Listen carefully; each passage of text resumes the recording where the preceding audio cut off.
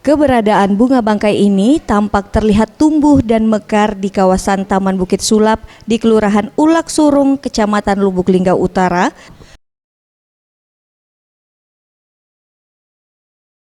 Bunga ini mekar dengan ukuran kelopak mencapai 45 cm dengan tinggi sekitar 50 cm, sedangkan bunga kedua ditemukan tak jauh dari bunga pertama, namun ukurannya sedikit berbeda, hanya berdiameter 35 cm dan tinggi 45 cm.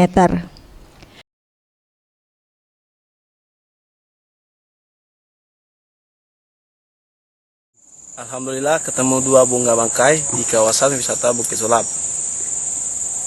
Harapan kita ke depan, jagalah kelestarian alam wisata Bukit Sulap.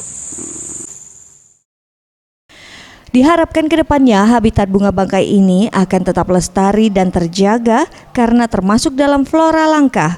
Bunga ini juga akan mengalami musim mekar di sepanjang bulan Oktober hingga Januari mendatang di dalam kawasan wisata Bukit Sulap yang juga termasuk dalam kawasan Taman Nasional Kerinci Sebelat, dan dengan adanya bunga bangkai ini diharapkan nantinya bisa menjadi daya tarik para peneliti dan wisatawan untuk berkunjung.